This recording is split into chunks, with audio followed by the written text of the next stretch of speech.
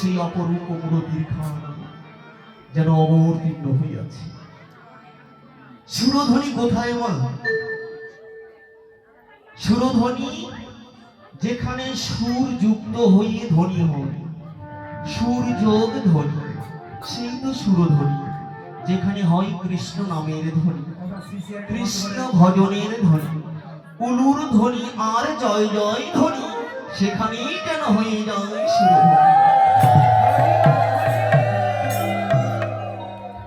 মাগো, আজকে আমরা এখানে এসেছি দূর দূরান্ত হইতে। কে কোথায় ছিলাম, আবার কে কোথায় এলাম, আবার কে কোথায় চলে যাব।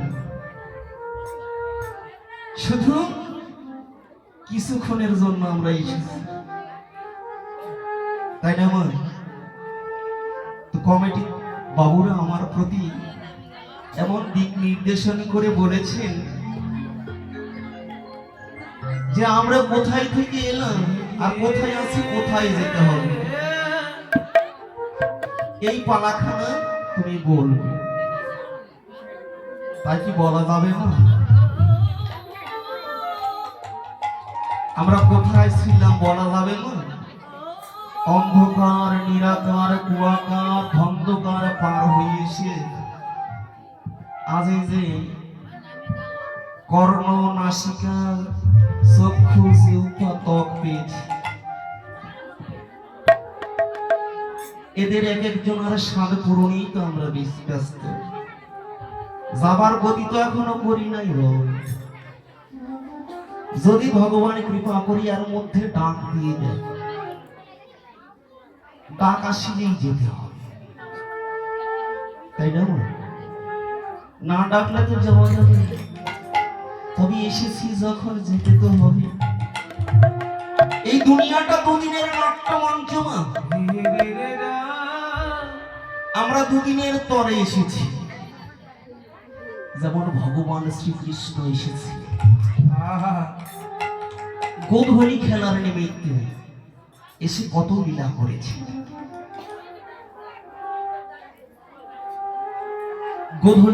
গোধূলি খেলা করেছেন, অষ্ট সখাদের নিয়ে লীলা করেছেন, অষ্ট সখীদের নিয়ে লীলা করেছেন।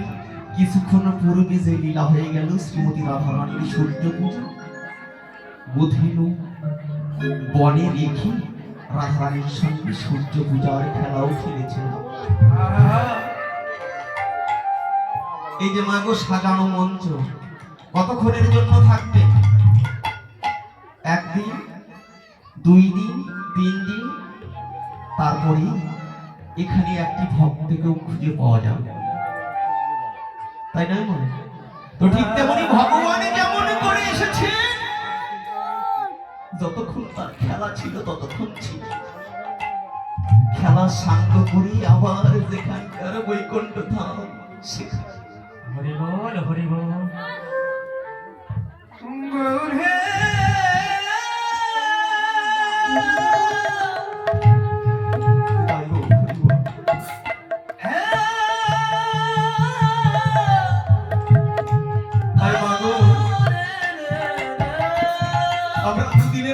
এসে লোভ, হিংসা, মারামারি, কাটাকাটি এই নিয়ে আমরা ব্যস্ত আছি। কিন্তু আসলে যে কর্ম করিতে হয় সে কর্মের কথা কিন্তু আমরা ভুলে গিয়েছি। বিনোদ নামক একটি বাবু ছিল না, অনেক টাকা পয়সার মালিক। সাপাহার বাজারে মনে করেন বড় মার্কেট আছে, 10 বিঘা জমি আছে। তার 3টে পুত্র খুব অহংকার করতেন যে আমার 3টে পুত্র, শুধু পুত্র নয় রে, 3টে স্বর্গ, তাই না? বড় ছেলেকে যখন বিয়ে দিল, বড় ছেলে বলছে বাবা আমাকে তো সংসার করতে হবে, তাও না 2-4 বিঘা আমাকে জমি লিখে দাও, নাকি? তাই হয় না বাবু? বললেন বাবারে 3 ভাইকে আমি সমান ভাগে ভাগ করে দেব। যখন বিনোদ বাবু 3 ছেলেকে বিয়ে দেওয়া শেষ করলেন, তখন ছেলেরা বলছে বাবা জমি কখন দেবে? দলিলে তো আমাদের নাম দেখছি না।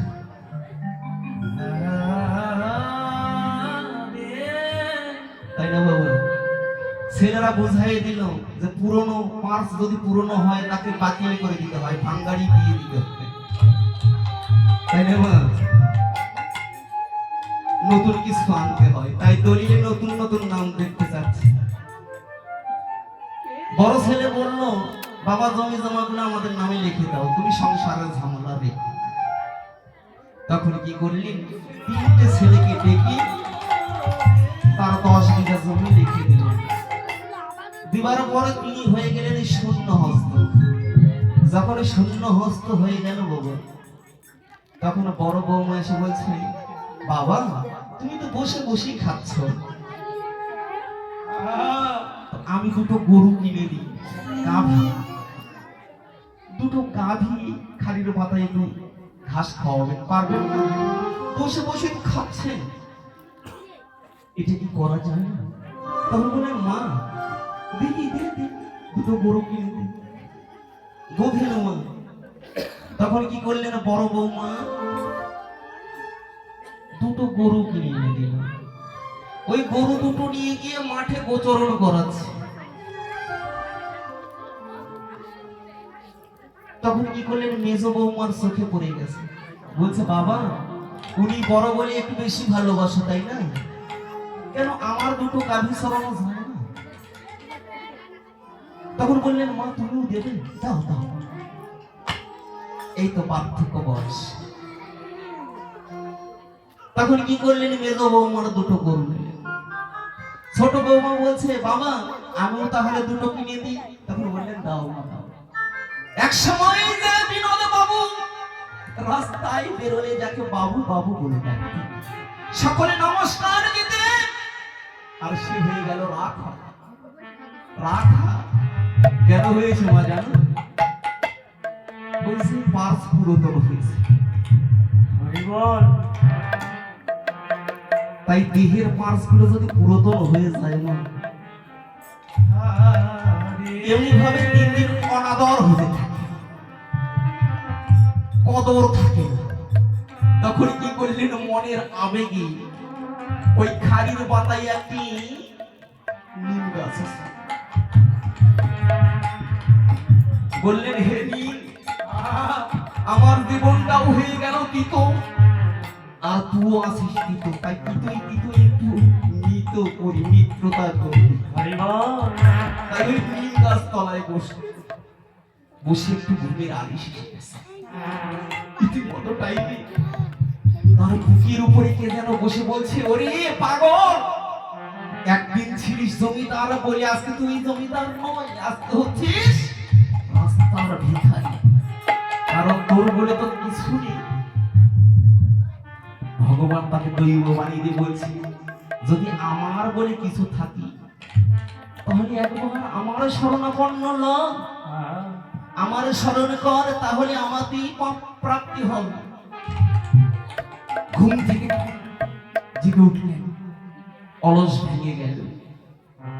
তখন জেগে দেখলেন সম্মুখে কেউ নাই। যখন সম্মুখে কেউ নাই তখন বললেন প্রভু এ দর্শন করাবেই, এ দৈব মানি করবেই, যখন আগে থেকে কেন করবে?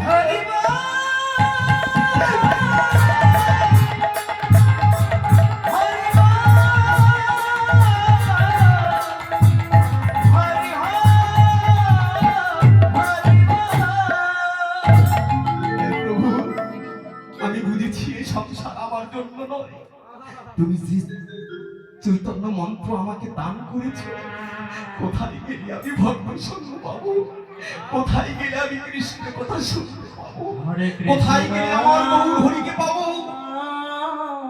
আমি চললাম উত্তর গোষ্ঠী, অর্থাৎ উত্তর দিকে যাব। কোথায় আছে গয়া, কোথায় আছে কাশী, কোথায় আছে বৃন্দাবন। তখন সংসারের মায়া ছিন্ন হয়ে গেল, চললেন বৃন্দাবনের উদ্দেশ্যে। চলতে চলতে হুচট খেয়ে পড়ে গেল। উনি তো আর বাড়ি থেকে টাকা পয়সা নিয়ে আসেন। হুচট খেয়ে যখন পড়ে গেলেন মা, পিপাসায় কাতর হয়ে বলছে কি আসো আমাকে একটু জল দাও।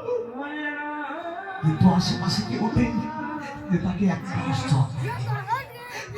পিপাসায় যেন ছটফট করছে আর বলছে প্রভু আমি এতটাই অপরাধী, আমি কি ওই চরণে এতটাই অপরাধী করিয়াছি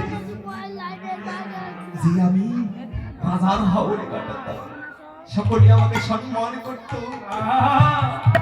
আর আজ এক ফোঁটা জলের জন্য যেন ছটফট করছি।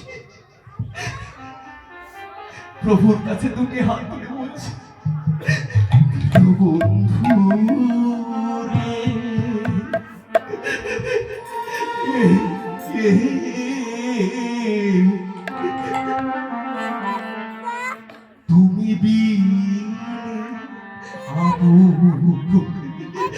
কেহু না।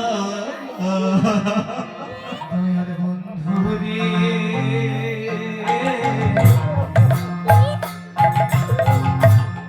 তুমি বিনে আপনা দয়াল বন্ধু রে তুমি বিনে আপনা আমার অপরাধী দেহ লুলিয়া,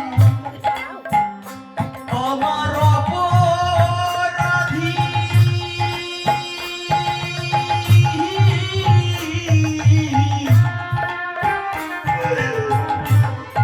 অপরাধী দেহ লুলিয়া বলো দয়া কোথায় যায় আমার কেহ না। দয়াল বন্ধু রে তুমি বিনে কেহ নাই আর দয়া বন্ধু রে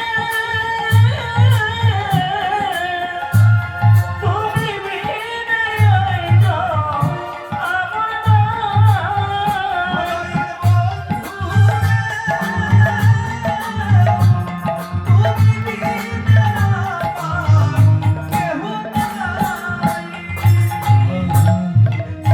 মানুষ তারাই ছিল,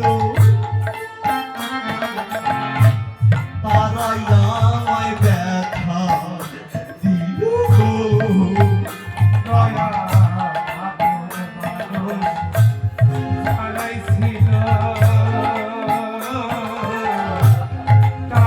আমায় ব্যথা দিল গো। আমার মাসি পিসি তারাই ছিল,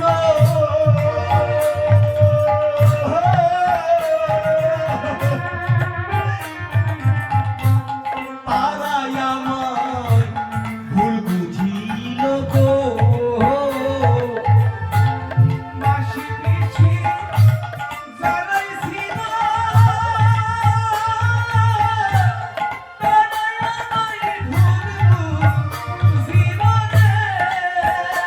এখন দিন বন্ধু তুমি বিনা,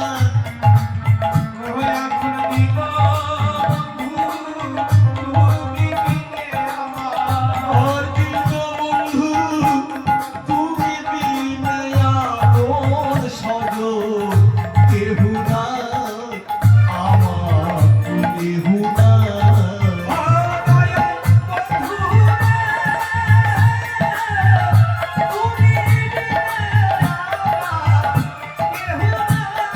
আর দিন বন্ধু রে তুমি বিনে আমার কেউ নাই। ওই তো পাগল হুজুর খেয়ে পড়ি চোখের জলে আর নাকের জলে এখন সারা দেহ যেন পাগল পাগল হয়েছে। রাস্তার লোকে দিকে বলছে ওই দেখ দেখ পাগল যাচ্ছে, বুঝি বুঝি দেখ পাগল যাচ্ছে। একদিন আমি ছিলাম বিনোদ বাবু, সকলে আমাকে বিনোদ বাবু বলে ডাকত, আর আজ আমি অর্থহীনা হয়েছি, তাই লোকে আমাকে বিনোদ পাগলা বলে ডাকছে। বাহ, এই তো উপাধি, এই তো আমার বাবা। এই সংসারে পেলাম অর্থ শূন্য হওয়ার সঙ্গে সঙ্গে আমি বিনোদ পাগলা হয়ে গেলাম। এই বলে কাঁদতে কাঁদতে চলে যাচ্ছে। গিয়ে আমার মন্দিরের সম্মুখে উপস্থিত হল। হওয়ার পর বলছে গোবিন্দ, শুনেছি বৈষ্ণব পদনে যেখানে হরিগুণ গান কীর্তন হয়, যেখানে তোমার নিত্য সেবা হয়, যেখানে তোমার প্রসাদীয় ভক্তগণ হা কৃষ্ণ বলে ডাকে, সেখানে তুমি অমরপিণ্ড হও। এই বলে যখন মন্দিরের সম্মুখে এসে হা কৃষ্ণ বলে ডাকছে, কৃষ্ণ তবু পরীক্ষা করছে, দেখি পাগল তুই আমাকে কত ভালোবাসিস। একটি ছোট বালক রূপ ধারণ করেছে মা, যেন কুসকুসে কালো, কুসকুসে কালো একটি বালক রূপ ধারণ করে সম্মুখে এসে বলছি, বিনোদ, এই বিনোদ, কি রে, কথা বলছিস না কেন? কিন্তু সম্মুখে যে কৃষ্ণ তাকে বিনোদ বিনোদ বলে ডাকছে। উনি মূর্তির দিকে তাকিয়ে আছে, কই আমার কৃষ্ণ কই, দেখা দিল না। কিন্তু সম্মুখে কৃষ্ণ, এই তো সর্বসক্ষমা। যদি কৃষ্ণ আমাদের সম্মুখে আসে আমরা চিনতে পারি না, আর আমরা বড় লোক, দামি দামি পোশাক আলা লোক দেখে চিনতে পারি না। তখন কি করলি? বলছি, এই বাচ্চা, তোমার তো সাহস কম নয়, তুমি আমার নাম ধরে ডাকছো, তুমি জানো তোমার মতো আমার নাতি পুতি আছে। এই বলে তখন কি করলি? বালক রূপী কৃষ্ণকে ধাক্কা মেরে ফেলে দিলে। যখন ধাক্কা মেরে ফেলে দিলে, সঙ্গে সঙ্গে ধুলোর মধ্যে লুটিয়ে গেল। যখন ধুলোর মধ্যে লুটিয়ে গেল মা, বললেন, আমি তো কৃষ্ণকে দর্শন করতে এসেছি, আমি মধুময় মধুর বৃন্দাবন দর্শন করতে এসেছি, গোবিন্দের চরণ ধুলে আমি অঙ্গে মাখবার জন্য এসেছি। এই তো কাকে আমি কটু কথা বললাম, কাকে আমি ধাক্কা মেরে দিলাম। পিছন দিকে তাকিয়ে দেখে সে কুসকুসে বালক শিশুটি আর নেই, শুধু পড়ে আছে তার চরণের ছাপ। হরি বল। সেই চরণের ছাপ দর্শন করে বলছি, হে কৃষ্ণ, তুমি এখানে এসেছিলে, তুমি আমাকে দর্শন দিয়েছিলে। এই বলে তখন সেই পদচিহ্নের উপরে তখন দৃষ্টি দেয় মা, দেখলেন শঙ্খ চক্র কদা কুশল ধ্বজচিহ্ন তার মধ্যে লেগে আছে। সেই চিহ্ন দেখে বলছে, গোবিন্দ হে, চক্ষু দিলে বটে চিনবার মতো নয়ন দিলে না। গোবিন্দ, তুমি নয়নে দিলে, কিন্তু তোমায় দেখার মতো নয়নে তুমি আমাকে দিলে না। গোবিন্দ,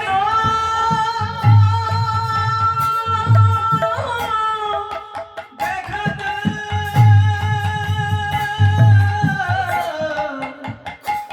ওগো দয়াময়ী,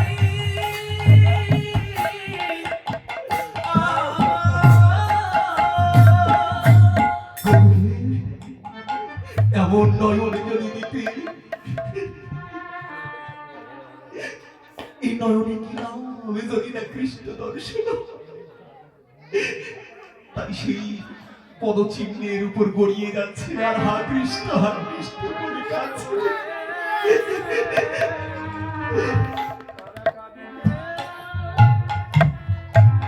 যখন ধুলোর মধ্যে গড়িয়ে যাচ্ছে